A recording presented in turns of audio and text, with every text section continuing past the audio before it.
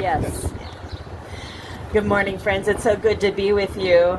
I just returned in February from my 13th delegation to Palestine, where I led 25 folks from the U.S. and Canada on a learning tour, and we also planted olive trees during the olive planting season.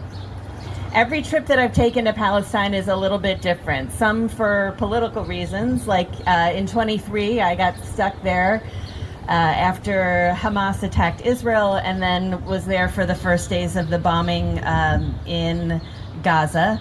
And then in 2024, got stuck again when Israel was blowing up cell phones and pagers in Lebanon, so security was extremely tight. It was a very scary time. But sometimes trips are just different because words and themes hit you differently. And this year, the theme was shared struggle. So in Hebron, my friend Danya said something to me like, Amy, I don't want your pity. I don't want the pity of the people that you're traveling with. We're normal people. We love, we have babies, we raise families, we eat, we celebrate. We don't want your pity. We just want you to be in the struggle with us.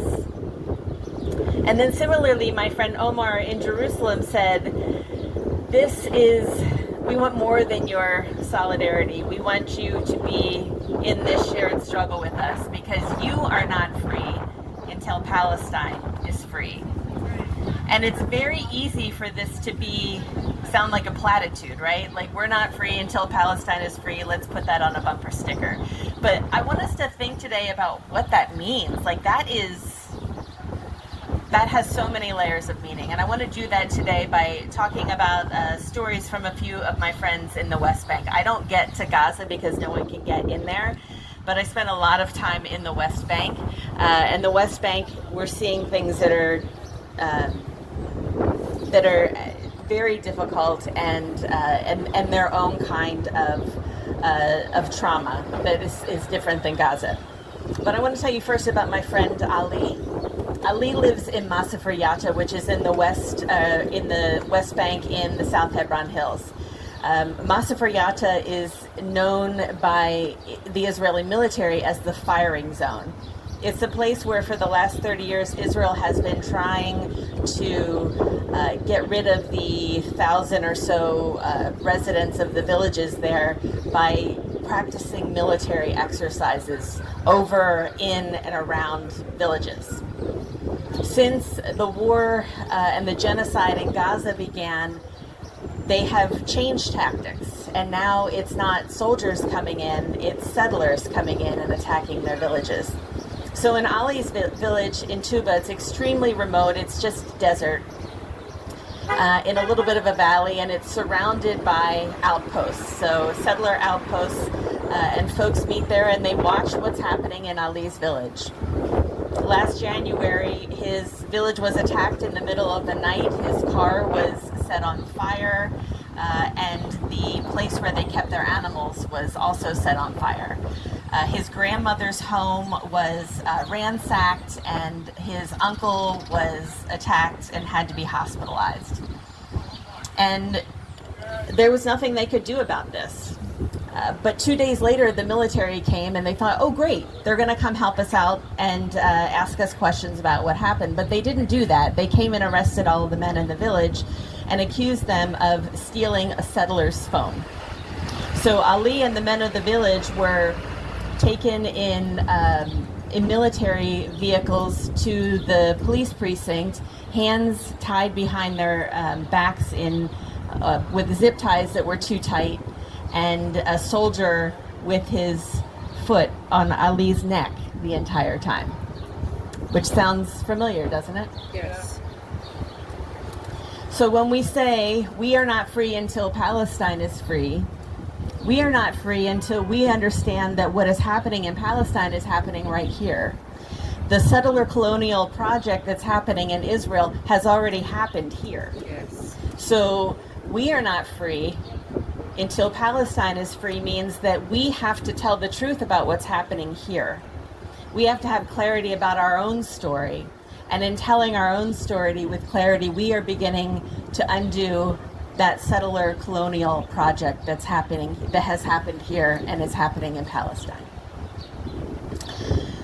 The other story I'll tell is my friend Noor, who lives in Anata, which is just outside of Jerusalem. Actually, it is in Jerusalem, but in the Second Intifada, the wall was erected and separated the community of Anata from the rest of Jerusalem, which means even though Noor is a resident of Jerusalem, she is not allowed into the old city. She has to get a military permission to enter the holiest sites in Jerusalem, and they don't give those out anymore. So even though she's a resident of Jerusalem, she can't get into most of Jerusalem. Noor's house is right up against the wall, and on the other side of the wall is her family's land. And she can't access it, so they can't have harvest their olive trees, they can no longer have sheep, and they're cut off from their ancestral land. But on the other side of that ancestral land is a new settlement with swimming pools and green grass and water that flows from the tap all day and all night, electricity, anything that you would have in a regular suburban house community here is in these settlements. But it's not like that where Noor lives. Her electricity, her housing is all very tentative. You know, the electricity can go off at any time. The water can get shut off for days at a time. She just does not know what to expect. And Noor is not like an activist family, right? She's just like a regular person trying to live her life and go to college and have a job. But two of her brothers were arrested 2 years ago and put in administrative detention. And during that administrative detention, that basically means that they can hold her brothers in prison as long as they want, for no reason. And so they were in prison for 2 years, one of them just down the street from the house, and they could not visit with their family members for 2 years. They were released, but not before Islam was also arrested and brought to the military base in zip ties and questioned all night. So those are the tactics that are used to scare this family and families all over Palestine. And it sure does sound familiar. This last trip that I took to Palestine was while everything was happening with intensity in Minneapolis, and the connections of people being terrorized by ICE and by police forces was just so parallel to what we saw happening in Palestine and what we can continue to see happening there. And it feels so easy for me to feel discouraged by what I see happening in Palestine and what I see happening here. But if we put it in the context of shared struggle, that gives me some hope that we are speaking out to the powers. We are telling the truth about our own history and our own lives for our sake, and also for the sake of Palestinians, because we are not free until Palestine is free. I had a friend call me yesterday who was on the delegation in February, and he's a kid, he's 23, he could be my child, and he called feeling so discouraged because he was carrying all these stories with him from Palestine, and he was like, what do I do? He's out in the middle of Washington State, he's working in forestry, he's alone most of the time. What does he do with these stories? And I just had to remind him that his work of land restoration in Washington State is creating freedom.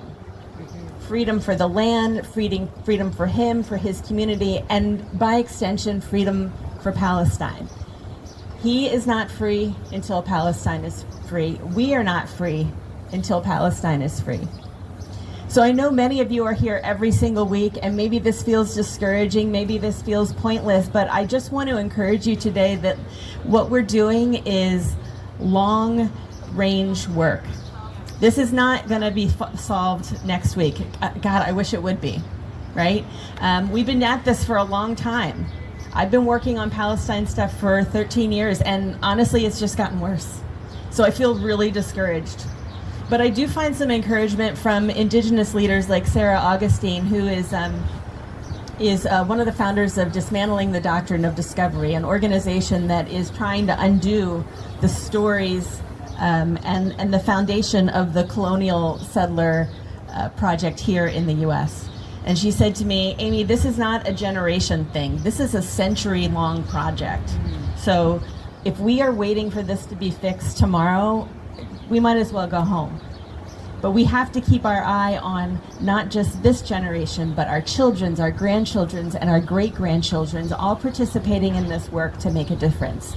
So our work is about creating freedom for ourselves and, by extension, the people of Palestine. So I thank you all so much for your consistency and your work of showing up every week, of speaking to Fetterman, of speaking to all of our government officials, of refusing to be silent in the face of growing fascism in this country. Because we have to remember that we are not free here until Palestine is free. Palestine is not free until we are free. This is a shared struggle. This is a global struggle, and I'm so glad to be part of it with you.